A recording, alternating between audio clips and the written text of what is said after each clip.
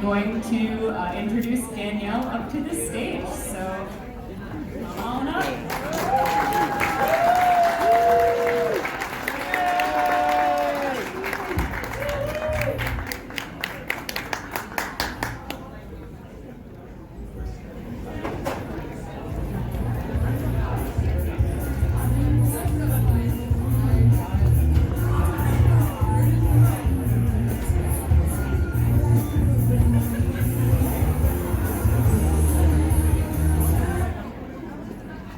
Hello.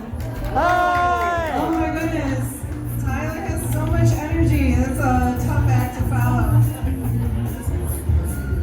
don't know how to, we'll just stop and press. Okay. Stopped. No, it's going again. Okay. All right. So my name is Danielle Ellen, and I have like none of the credentials to be talking about spiders. Yeah! I have a bachelor's degree in math and education, and I went back to UW for 1 year for other math things. But I'm obsessed. So I'm going to tell you my origin story, and then I'm going to tell you about some really cool spiders that are just awesome, and then I'm going to tell you about spiders in Wisconsin, and just kind of fill up your arsenal for when COVID ends and you can go to cocktail parties again.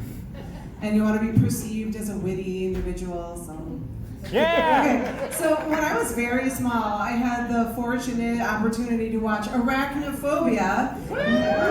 This is the animatronic spider that they set on fire in the basement in the final scene. And so that set me up for a lifetime fear of spiders. But that lifetime fear ended when I was pregnant. So I was pregnant, was taking a shower, and this spider, a cellar spider, it's hard to see, but they're very common. It was in the corner of my shower, and every day I would take a shower, and I would watch as a spider laid an egg sac, and then one day, there were all these spiderlings everywhere, and I just felt this connection. I'm a mom too! And ever since then, it's just been off the rails. Okay, so let's talk about what is a spider, and this is like something I like to rant about. They have 8 legs. They breathe air. So that spider that came down the water spout was probably not having a good day. Spinnerets, they have silk glands that make silk that come out the spinnerets. I should have corrected that. They have 2 body segments. 2. They have an abdomen, which I might also call the booty. And they have a cephalothorax, which is like a head-thorax combo. So if you think of an ant, it has 3 body parts. It's got the head, the thorax, and the abdomen. Well, the spider's only got 2, and that's important. No antennas. They're almost all predators. The thing about spiders is that if you come up with a rule about them, there's probably one really cool exception somewhere. There is a vegetarian spider. So raise your hand if this top spider or creature was what you grew up calling daddy long legs. Yeah. All right, raise your hand if the bottom one is what you grew up calling daddy long legs. I'm in that group. Well, you can call either of them daddy long legs all day long. It doesn't matter. It's a colloquial name. But you should know the top one is a cellar spider, and it is a spider. The bottom one is a harvestman. It is not a spider. Anybody know why? One body part. Oh, it has one fused body segment. That's right. Yeah, it has one fused body segment. I gotta say. You need to tell her funny joke. Okay. This is overwhelming. I'm only going to talk about a couple things. First of all, the legs come out of the cephalothorax. They do not come out of the abdomen. So after this, you're going to be equally critical of all children's toys that get this wrong. And Halloween decorations, don't get me started. So they come out of here.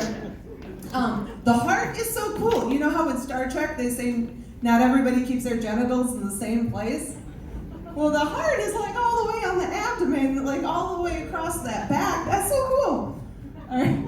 This is a book lung. So it's a lung, they breathe air, but it doesn't like inflate and deflate like our lungs. It just has sort of pages to maximize the surface area of gas exchange in the spider. And then finally, we're going to talk about silk glands right here on the next page.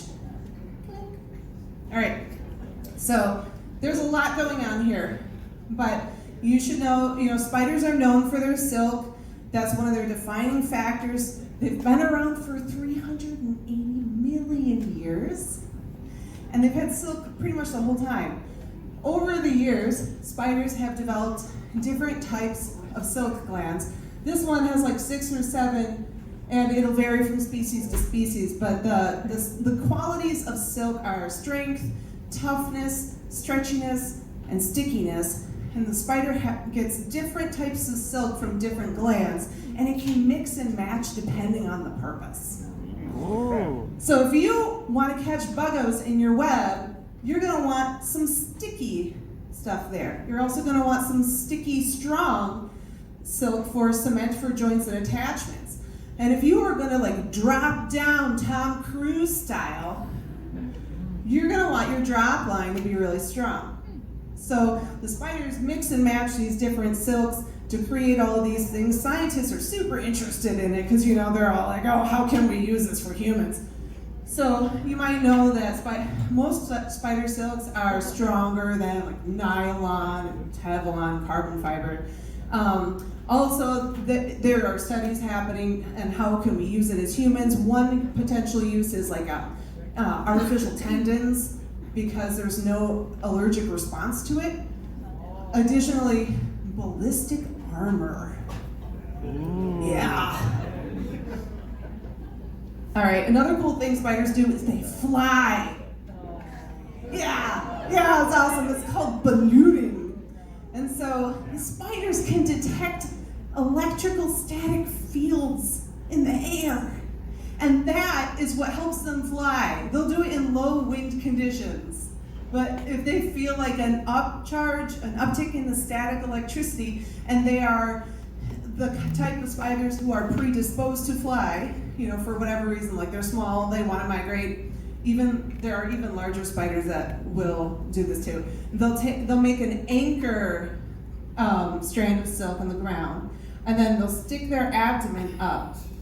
And then they'll release many strands of silk, and guess what? Static electricity, the silks are going to repel from each other because it's static, like with your hair, so they're not going to get tangled. And when the spider is ready, they shoot up in the air, and they can go up to 3 miles up in the air. And they can travel for hundreds of miles. They can travel across oceans. Darwin wrote about like the little aeronauts that were on his ship when he was traveling across the oceans. Sometimes, though, there's lots of spiders doing this all at once, and they will get tangled once they're in the air, and then you have a massive cloud of spiders. In World War II, this was mistaken for chemical warfare. It is also thought to be UFOs at times. So that's kind of fun. All right, so let's talk about spiders I like. Oh wait, I'm sorry, there are so many cool spiders I can't talk about tonight because of time. I was deleting so many slides. So you're just gonna get a little bit. Okay.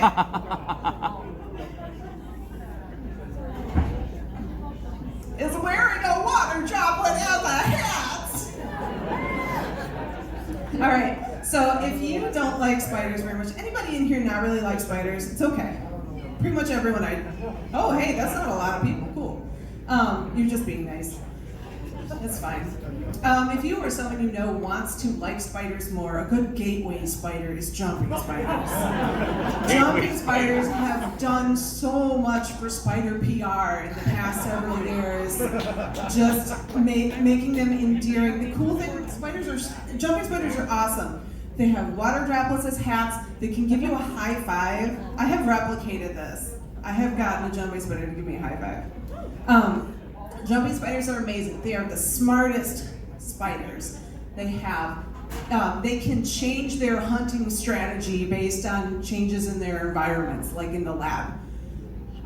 They have tetrachromatic vision, so they can see the UV spectrum. They have they have like hydraulics that, I'm gonna get this wrong, like use the liquids in their limbs to jump several times higher than their height. They have no muscles. They just use like hydraulics to do that. Sorry, I probably got that wrong. I think they have muscles, but... And they have these beautiful big eyes, the best vision out of all the spiders, and they make eye contact with you, which is one of the reasons why they're so endearing. Last but not least, they are the John Travolta of spiders. Let's see if this video works.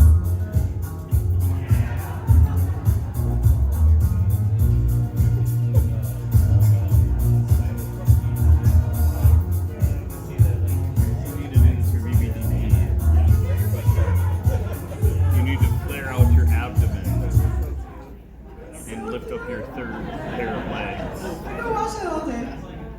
All right, moving on. Okay, another cool spider. This one has been called the Lady Gaga spider.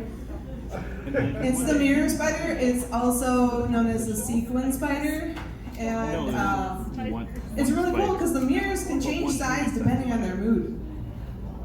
Wow, that's all I got. And they're like really pretty. Okay, this one's really cool. This is the ogre-faced / net casting spider. One of those names is more polite than the other. So they make a net out of silk and they throw it at their prey. Yeah, that's what you'd expect from a net casting spider. They have a really cool, awesome face. They also have these big eyes. So most spiders have 4 pairs of eyes, so 8 eyes, 8 legs. Some spiders have 3 pairs, like the brown recluse. But this one looks like it only has 2, but it's got other little eyes that are less important. The cool thing about the night vision of the ogre-faced spider is that it grows every night at dusk. And in the morning, it doesn't have irises, so the night vision that has grown over the night burns away in the dawn. And then it'll regrow again at sunset. And also, I carved my pumpkin to look like one. Okay, wolf spiders are the best moms. Best moms. They do all the mom things, all right? So, yeah, look at them with the babies. Wolf spiders also have a distinctive appearance, formation of their eyes. So this is one way that you can decide the species of a spider. So I'm like part of the subreddit R spiders, and I love to go through when people put ID requests on there and just be like, wolf spider, crab spider, and then I'll go in the comments to see if I was right. Any of you do that? You know? Okay. But yeah, a good way to determine the species is looking at the way the eyes are arranged. So wolf spiders have the big eyes. The wolf spiders have those eyes that your cat has, where you shine a light on it, shine back. Oh, shit. Now I went on this night safari in Belize, and we were wearing headlamps. And when you look on the grass, this is in the jungle, you look on the grass, there's like tiny blue pinpricks of light everywhere. It's just covered in wolf spiders. It was amazing. Anyway, they're great moms. So they lay their egg sac and they attach it to the back of their abdomen, but they'll still hunt. So they are really good multitaskers, moms, right? And then after the babies are born, they will climb on the abdomen and stay there for several weeks. And the mother doesn't get any sleep. But this is the only spider that does this. There's also another spider that actually has like a milk-like substance that nurses her young. Yeah, that one's pretty cool. But I still think that the wolf spider gets first place. Okay, this is a diving bell spider. This spider lives entirely underwater. It will surface, it will get air bubbles on its hairs, and then it will go down and put those air bubbles in its bell. So it makes the bell out of spider silk. It does all of its life things in this with this bell, including mating. So when it's time for the diving bell spider to mate, the male spider will come up next to the female and then they'll build a tunnel between their two bells. And then he'll come in, and then they'll and then he'll leave, and then she'll lay her eggs in her bell. It's so cute. Yeah. All right, so this is the Wisconsin portion of the show. These are Yes in My Backyard spiders. So I have actually seen all the spiders in this segment in Wisconsin, except for the icky ones at the end that can hurt you. So I will be telling you what are the spiders in Wisconsin that can hurt you and why, how can you identify them. Those are the only ones I haven't seen in Wisconsin, so feel better. So here we have the garden spider. These are really cool. They grow in the tall grass. They can grow in the They go in the barns. They have a really neat zigzag to their web. This is a crab spider. Crab spiders can look like this. They can also look green. I've seen a lot of green crab spiders that like to hang out in my car. I don't know why, but they have this distinctive crabby look to their legs. They're very fast as well. They will not hurt you. Oh my gosh. Here's a jumper you'll see in Wisconsin, the zebra spider. That one's cute. All right, also, we have the mouse spider. No, it is not the size of a mouse. Relax. It is about the size of a nickel, but it has that plush fur like a mouse. This is an ant mimic spider. This is so cool. Doesn't it look like an ant? It's doing a good job. I don't know why it has to look like an ant to catch ants, because ants have no predators, so they're afraid of nothing. But yeah, that's what it does. That'll do it. This is a yellow sac spider. This yellow sac spider loves the trend of building new houses where everything is beige. Your carpet, your walls, your couch. This spider's yeah, no one will see me. I see them all the time. This is the parson spider. I don't really know that much about them. They're pretty preachy though. Maybe I should come here for the pun contest. Okay, so here's a house spider. You might think that it looks like, what other kind of spider that's famous? Recluse? It looks kind of like a black widow because it's got the teardrop abdomen. You see that there? Yeah. But it's not black. It's because it's from the same family. But it doesn't have the venom that the black widow does, so it's not gonna fuck up your art. I had one of those. We had one of those in our bathroom I counted it 7 months. We named her Tomasita because she was a peeping Tomasita. And I would just pick up random ladybugs and throw them in her web, and she'd eat them. But then she would just throw her food into the bathtub when she was done. It's so rude. This is our cellar spider. They are very ladyboys. They've got long legs. They're just gonna help you out. They're just gonna eat all the bugs that are annoying. And this juicy friend here, this is, you guys recognize this? Yeah, from August. August is spider month for me. Yeah, so this is an orb weaver spider.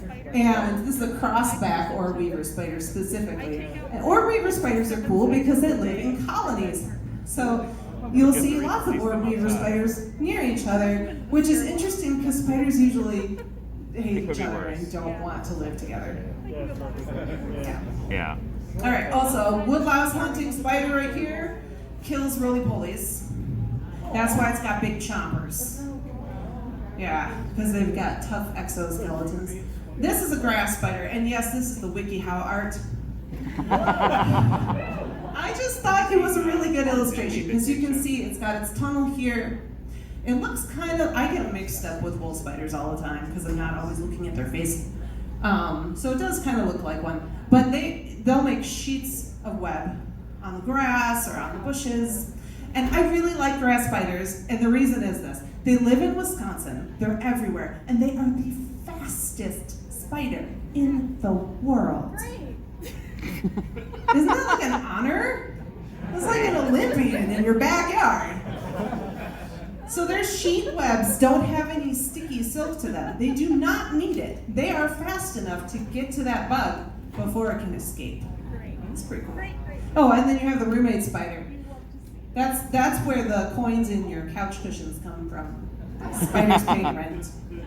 And yes, I am angry about that illustration. All right, chill down. Calm down. Chill out, relax. These are the baddies.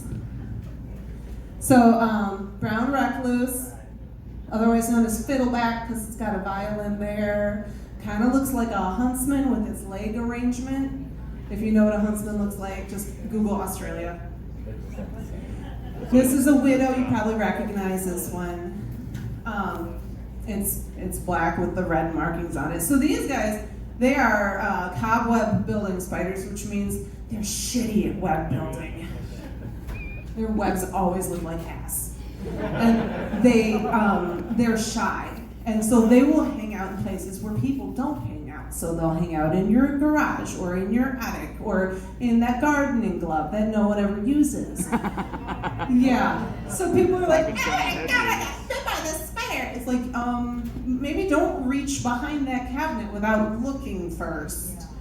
Because, nature is everywhere. So that's when you're going to get bitten, is if it's pressed up against your skin and it feels stressed. But it's not going to jump at you. It's not going to seek out humans to mess with. It's not all about you. I don't mean it that sassily. I'm a nice person. But anyway, only 5 of these have been sighted in Wisconsin in the past 30 years. If you go south, I can't help you. But in Wisconsin, you're pretty safe. Also, there's a lot of jokes about this on the internet. To the point where people were like, "You're banned." Stop putting pictures of me. All right. Okay, yeah, other cool arachnids. This is the coolest name. This is a vinegaroon. Doesn't that sound so swashbuckling? Yeah. Vinegaroons will spray acetic acid, which is the main ingredient in vinegar, but it's highly concentrated, far more than the stuff that you keep under your kitchen sink.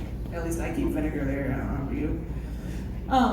This is a tailless whip scorpion. I saw a bunch of these in Belize.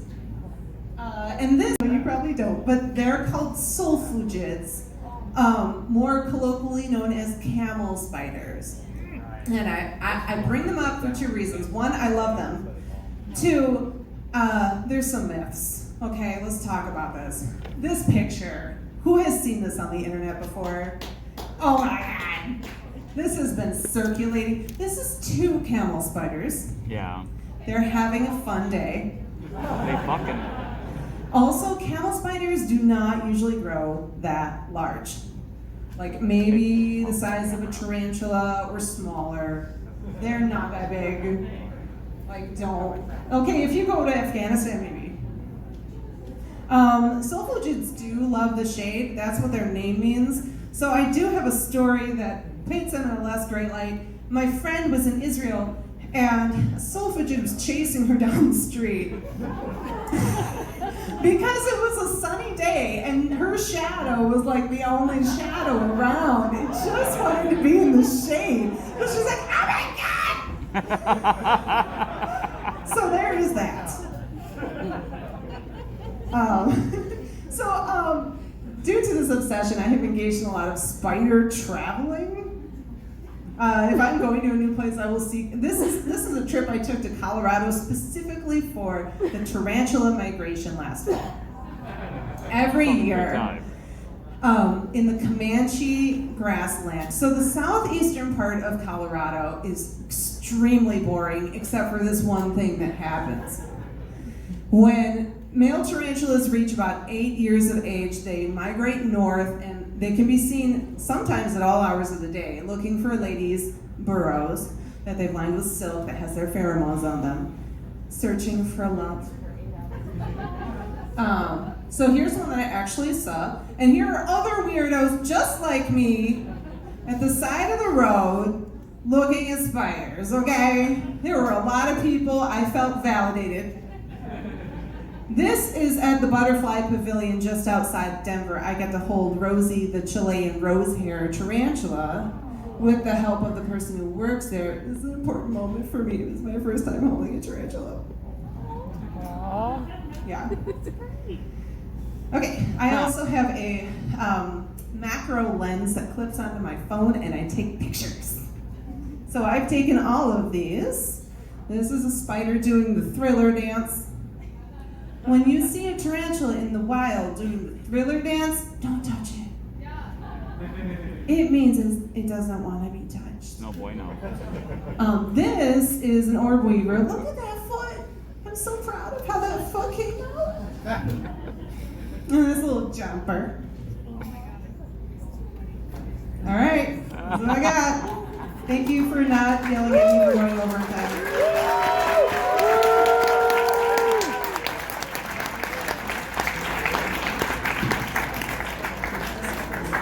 Yeah, you can keep going. It's a duet.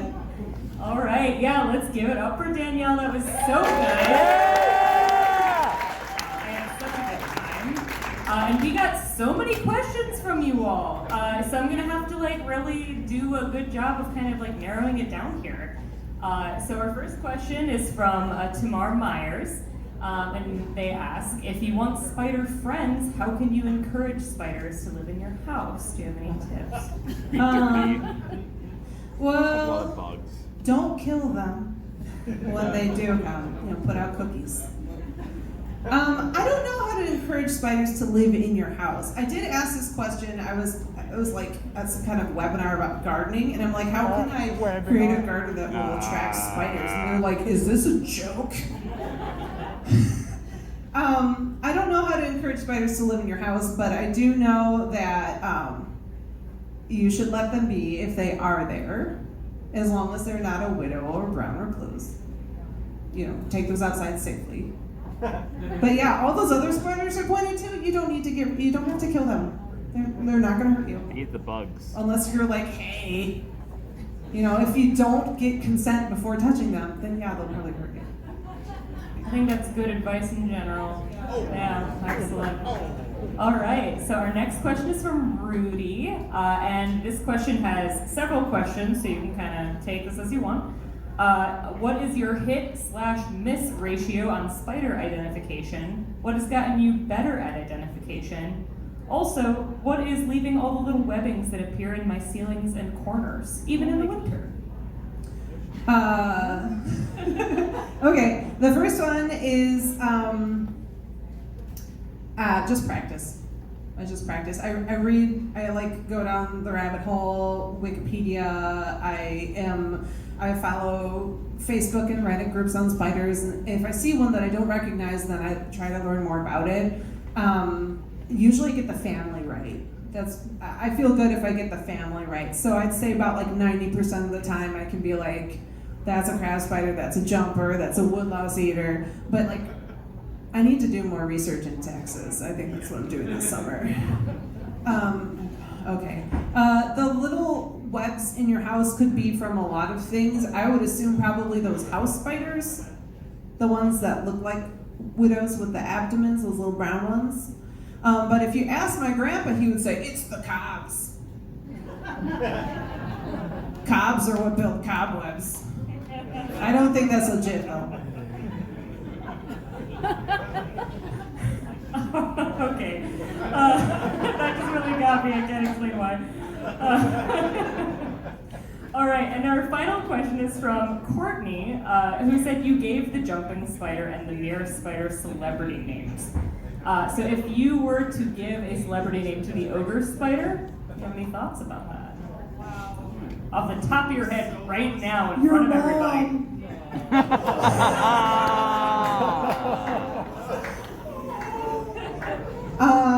No, that's not nice. That's not nice. The ogre, I love the ogre-faced spider. Maybe he's